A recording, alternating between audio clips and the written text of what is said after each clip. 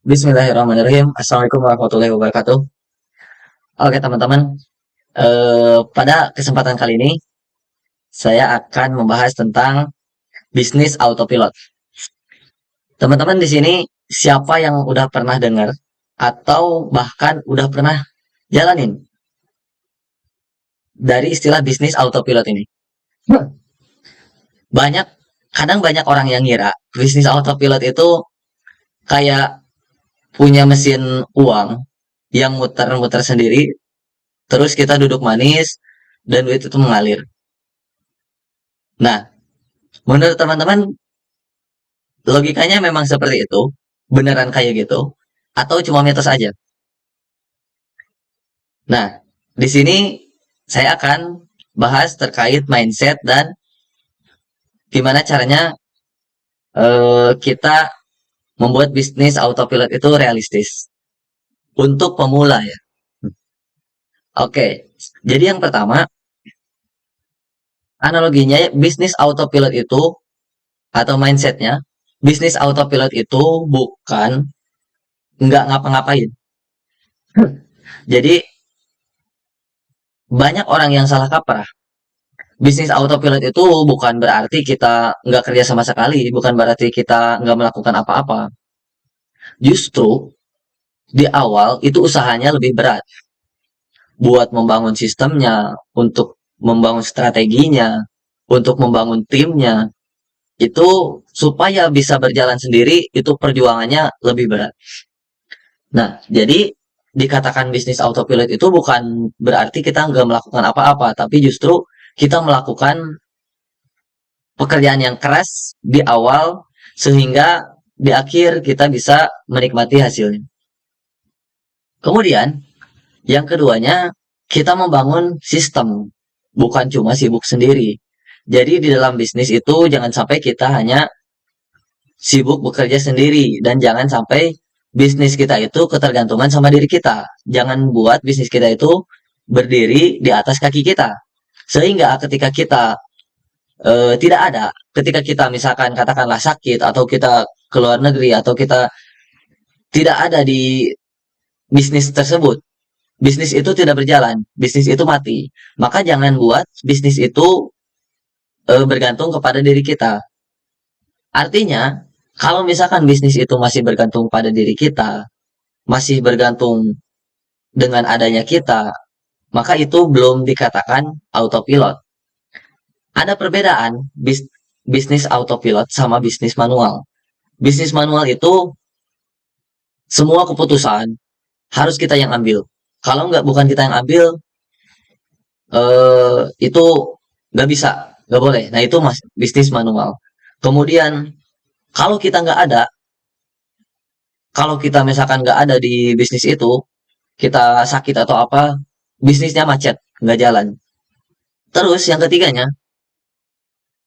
nggak bisa ditinggal kemana-mana, nggak bisa ditinggal liburan, ditinggal keluar kota, keluar negeri. Itu masih bergantung sama diri kita.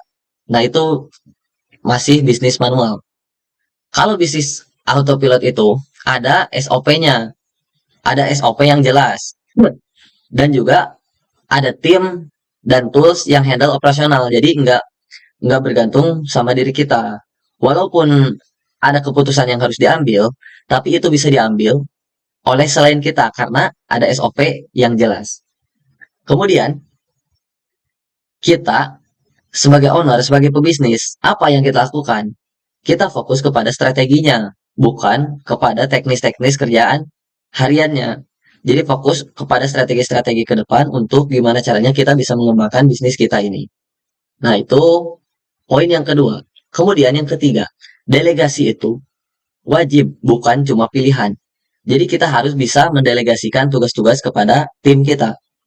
Banyak bisnis yang gagal autopilot itu karena pemiliknya nggak percaya sama timnya, nggak percaya sama karyawannya. Nah, kalau misalkan semua dikerjain sama kita sendiri, terus kapan karyawan kita bisa, kapan tim kita bisa, kapan bisnisnya akan autopilot. Jadi cara agar kita bisa delegasi yang benar, agar kita tidak ragu-ragu, agar kita tidak agar kita percaya diri dalam mendelegasikan itu, yang pertama, kita mulai dari tugas-tugas yang